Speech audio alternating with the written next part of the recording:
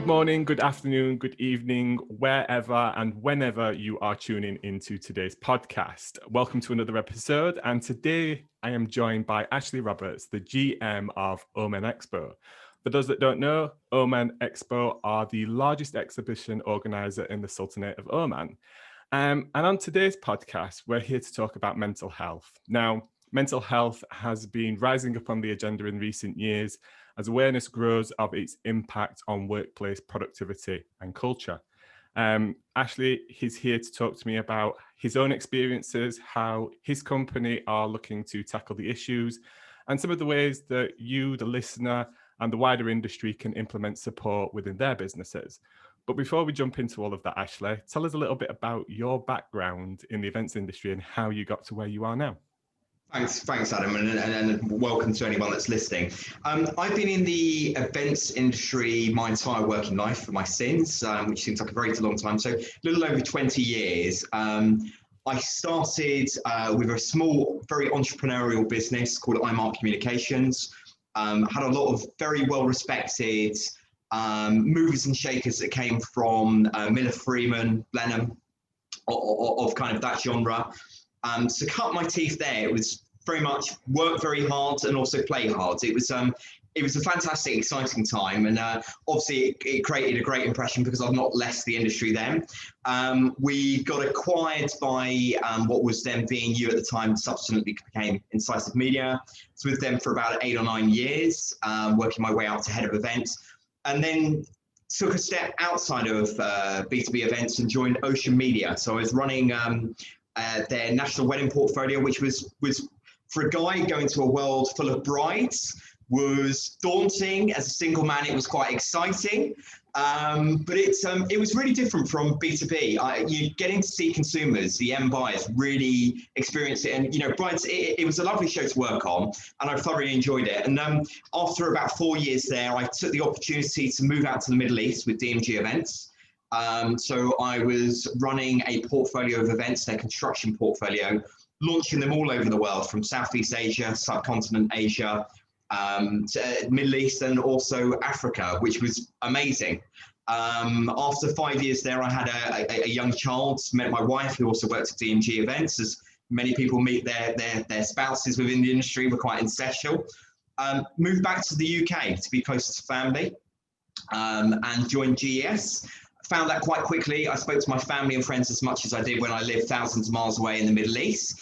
And along came another opportunity to come back out to the Middle East. So to join Omanexpo, where I am. And it's actually an exciting opportunity. It's a company that's really at a very exciting point of their future. So I'm very excited about the following news. So that brings us up to speed where I presently am. Interesting, mate. So Ocean Media, the company that I used to work for very much back in the day, which is now called Script Media. At the time, it was part of the Barnsley Chronicle, so it was called Warncliffe Publishing.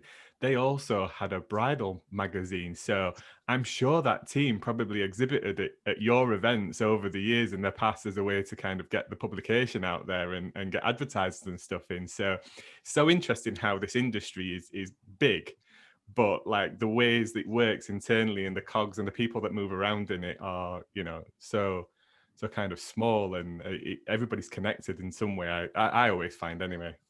Absolutely. So tell us a little bit more about just initially, like, what does the day-to-day life look of the GM at Omanexpo? What are your kind of roles and responsibilities at the company?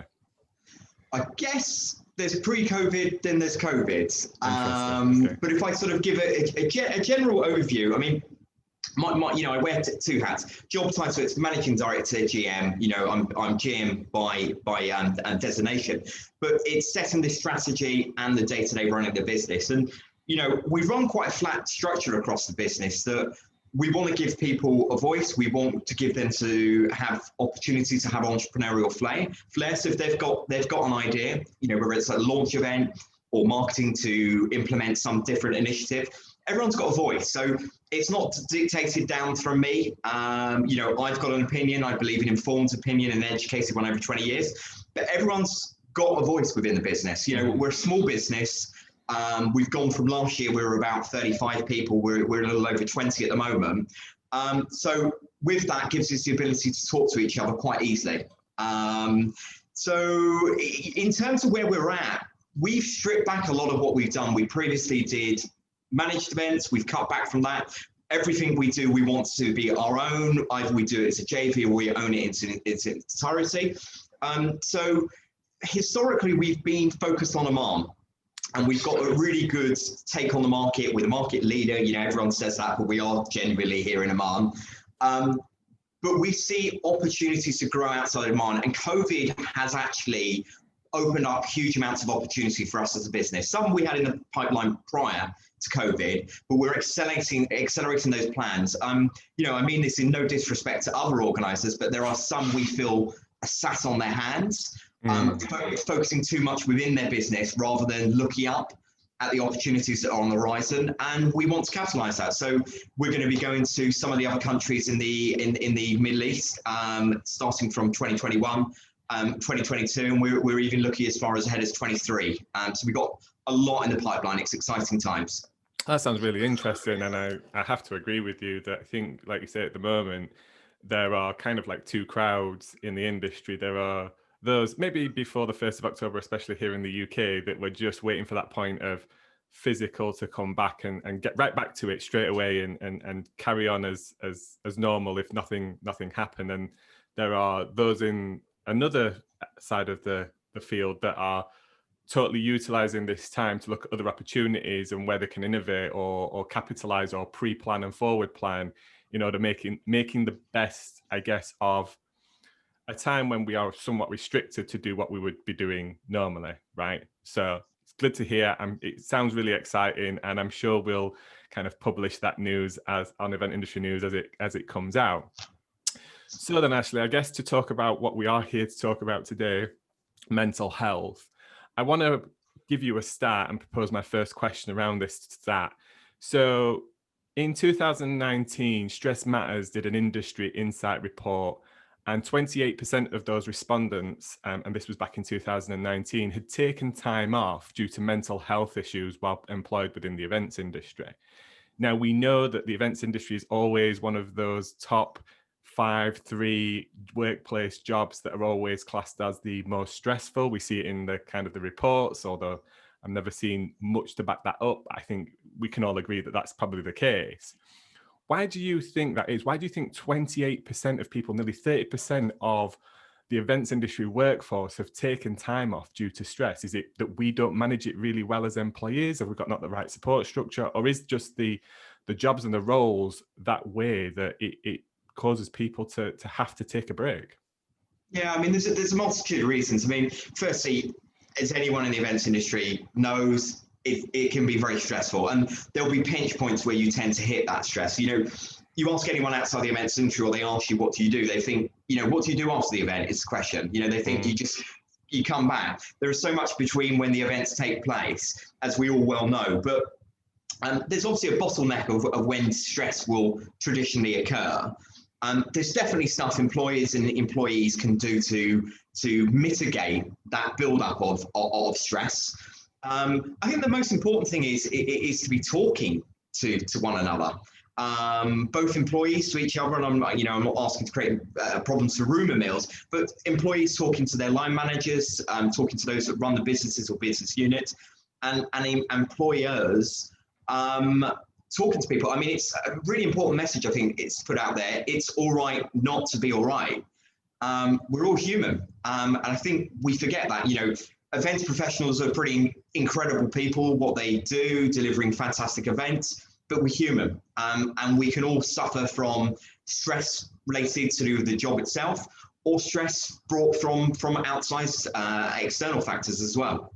Yeah, I think the way that I tend to think about it is the events industry or working on events is a little bit like training for a marathon.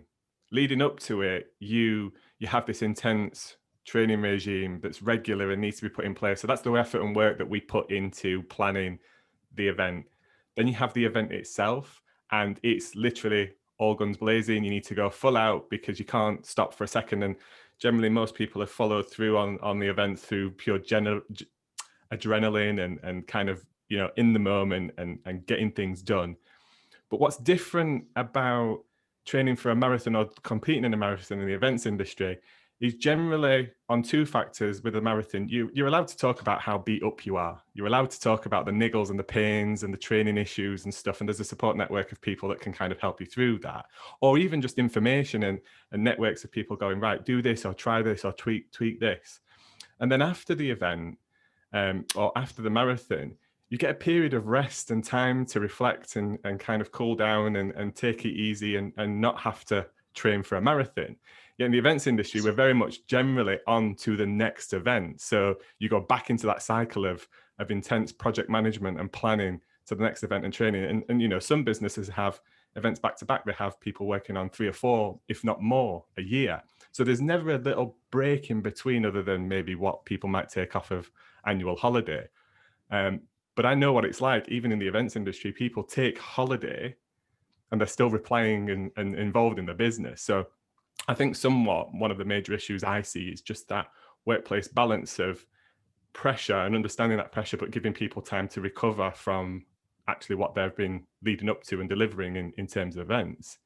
I guess then my next question to you, Ashley, is do you think COVID-19 has impacted or put more pressure on industry professionals when it comes to workplace stress?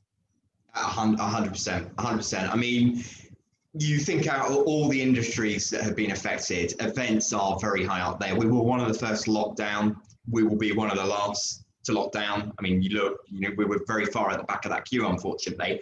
We're living in a world of uncertainty. We do know at the end of it, it's a case of when events will come back. The problem is we have no idea or visibility as to when that will be. And that's hard for employers to keep employees in employment.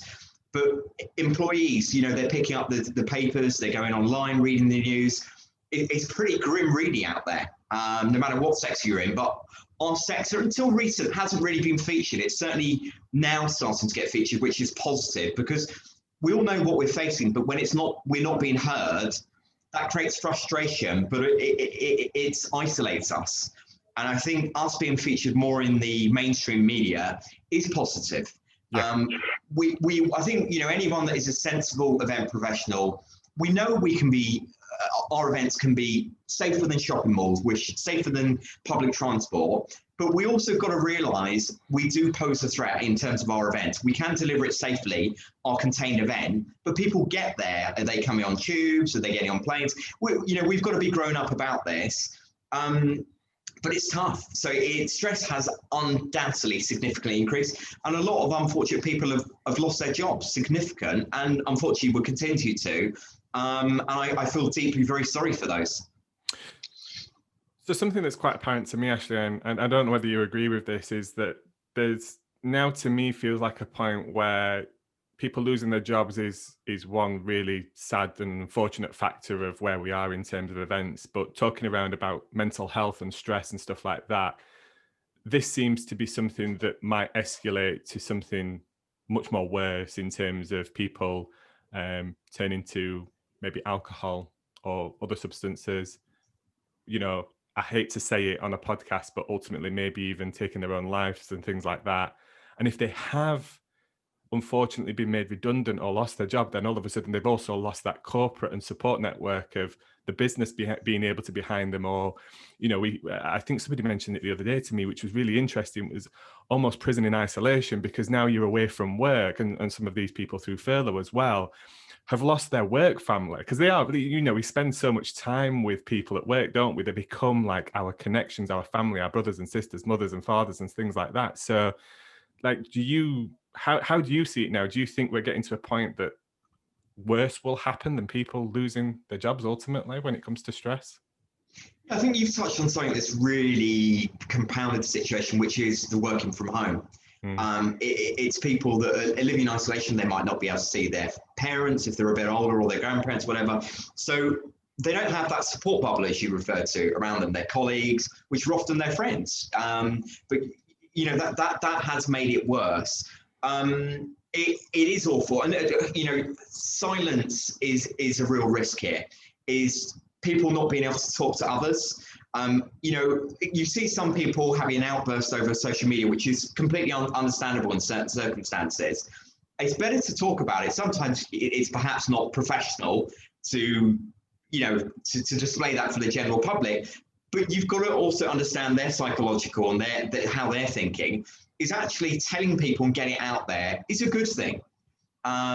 It's those that don't have the ability to talk to others. It might be people that are fortunate to still be in employment, but they've got this lingering worry over their head and they're stuck at home working from home.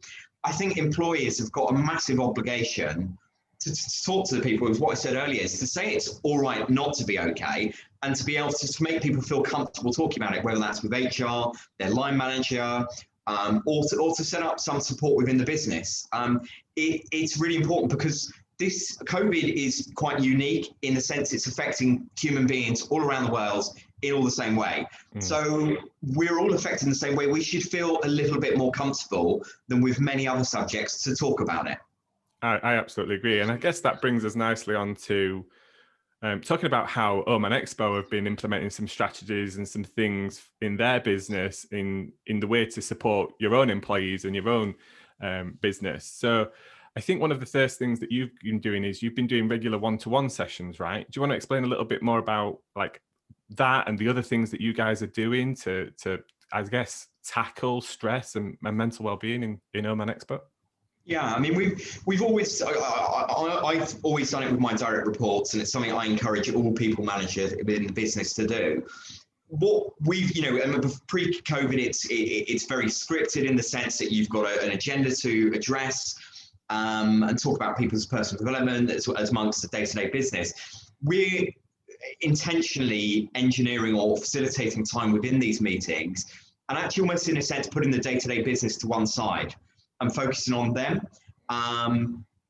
It's an opportunity to open it up. So, a one-to-one environment is providing them the opportunity and to let them know that you're welcome if they wish to talk about anything other than work-related or work-related. You open up as possible, so they know your door is open at all times. So I do that with all my direct reports, and all other people managers do that within the business. We also encourage teams to get together, so marketing, commercial, finance, etc., them to get together as a collective, not just all to talk about their business, but to talk about how their business and the market is affecting them, and actually what we can do about it. Because rather than focus about something we can't control, it's important to look at what we can influence and change, and to focus on that. And that's what we're trying to do in terms of the one-to-one basis.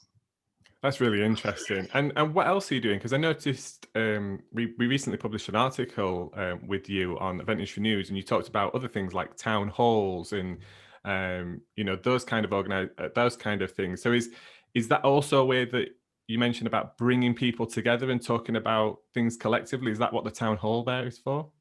Yeah, I mean, town halls, I like to believe the employees enjoy it, but it's a very, very important forum right now, because people can ask me direct, the individual that's running the business, difficult questions. And sometimes individuals don't want to ask me that on a one-on-one basis. They feel more empowered as a collective. They might also pose a question through a colleague that that feels more comfortable in voicing a question or a concern in an open environment. And it's not a case of them versus me, because we're all in this together. We're all experiencing it together. But also, it's an opportunity for me to tackle pain points within our business or talk about difficult subjects. It's about business, but sometimes it's in a more relaxed, informal environment. I'm not sat up there on a stage with a microphone in my hand. We're all sat around. It's fairly casual in an open plan office. And it just makes everyone feel immediately a little bit more comfortable. And they've got the option to either ask questions on the day or to pose questions in advance through anonymous suggestions or question box. And we get questions both in real time, live during the town hall, and in advance. And I don't know who they're from, and I'll answer all of them. And some of them are really difficult, and I'll answer them as honestly as I can. I don't fob any of them off. So if I don't have the information, I will let them know I come back to them, and I will come back to them. I always answer them. The other thing that we do to put a bit of light release, so it's not too depressing, is we look at where we've had wins within the business, celebrating success. We talk about what we are looking to achieve, so looking at the future, there is something to look forward to, and there is a lot to look forward to. And a small initiative we do, but I think it goes a long way to raising morale, is Employee of the Month. It's voted by the employees, nothing to do with me. They choose who wins. And they get a small prize. It's a gift voucher, and they go up on a wall of fame in reception. But that's a token of appreciation from all the other employees, not from me. And people really like that, and I love the idea. I think it's great that people get behind it and vote for their colleagues. And there's that bit of ambition and competitiveness. I encourage it, and I think it's a great forum. Let me ask you a really important question then, Ashley. How many months have you been consecutively Employee of the Month then? I'm not allowed to be voted for, unfortunately. That's a good answer, Nick. I really like those, and it's small initiatives like that, isn't it? That for some people, yes, okay, they may feel a little cheesy or whatever, but consistently to be recognised in that way by your colleagues, I think that really helps boost morale and keeps things good and positive and stuff. What's the feedback been like from the rest of the employees on these initiatives that you've implemented? What have they been saying to you that's really helped them? I think it's talking a bit about strategy, what we're doing to get out this, what are we doing to mitigate the risks from a financial perspective. And I'm quite frank, I won't share the granular detail from a financial perspective because it would be inappropriate. But, I think every employee, they're fully aware of the financial constraints on the business. But importantly, what are we doing to mitigate those risks? And beyond that, what is the business going to look like in 1, 2, 3, 4, 5 years? And giving them visibility to that and a strategy that we share as a collective, as a business, me as an employee, as much as any other employee, is really important because it gives us something to work towards, but importantly, something to look forward to and to know that we're going to get out of this. It's not forever. And we've got a lot of reasons to be excited about what's to come. I think that's a really important point that you make there, is that by sharing that information with them and showing them what the plan is from a business perspective makes them feel involved and included and part of that strategy, right? So they play a role in actually executing that rather than maybe just being along for the ride and not knowing what role they play within that. And giving people purpose really does help with stress and mental welfare. I've seen that myself. As long as we know what direction we're on in terms of our ship, there's something to work towards, and that's really helpful when it comes to managing that. My final question to you, Ashley, and this is hopefully something that you can share with the listeners and viewers of this podcast today, is what are some key tips that you would offer those businesses that don't maybe have some of the initiatives that you have in place already and are looking to implement those? Because I think when it comes to stress and mental well-being of a workforce, implementing these things can seem a little bit overbearing or too big of a task, especially at the moment when obviously businesses are focused on surviving and keeping people employed and things like that. So have you got any tidbits or tips that you would share with listeners in strategies or ways that they can implement things like this? Yeah, I mean, something you just touched on that you said that resonates really well with me is giving everyone purpose. Now, to use, I hope any operations people won't mind me using this as an example. Operations people might feel that they're sat idle at the moment, but they're very talented individuals that are, by discipline, multitaskers.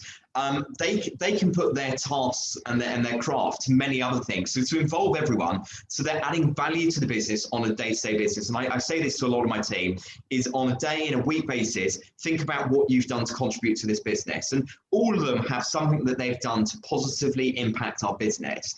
So having that sense of purpose is really, really important for all of us. Is one. I think the biggest thing is to allow the employees to have a voice.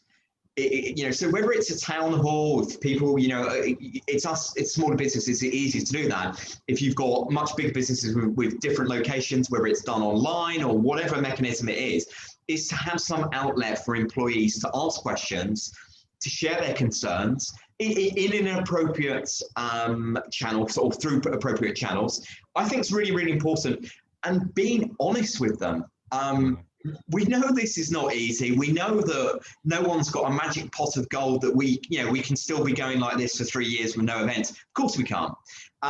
So it's explaining how we diversify our businesses, but diversify not just for the short term, for the long term, and how are we going to come out as more agile and resilient businesses, looking at the positives and lessons we're learning from COVID, and appreciating any small win. Not just from a commercial point, any success, recognizing that within the business. So, doing employee of the month, praising the commercial team for closing a contract, no matter how small it is, the marketing team for getting a new media partner, whatever it may be, it's recognizing success. I think that's such a good point, is that, like you say, recognizing success across the board in the team, no matter what discipline, no matter how big or small, that recognition really helps to boost morale, right? And I guess share with everybody how the business is moving forward and being successful. Ashley, thank you very much for coming on today's podcast. For those listeners and viewers that want to connect up with you or maybe reach out to you or check out Omanexpo, where's the best place for them to check in with you personally and check out the business? Yeah, for me personally, through LinkedIn, search me Ashley Roberts. It's not Ashley Roberts from the Pussycat Dolls. You'll be quite disappointed when you see me. Or through the Omanexpo website, which is www.omanexpo.com. Brilliant, Ashley. And I would definitely like to invite you back on another episode. I think it'd be interesting to talk to you in another 6-12 months and see how some of those plans you mentioned earlier have come to fruition and how you guys have innovated. Thank you once again for coming on today's podcast, and we'll catch you in the next one. Thanks, Adam.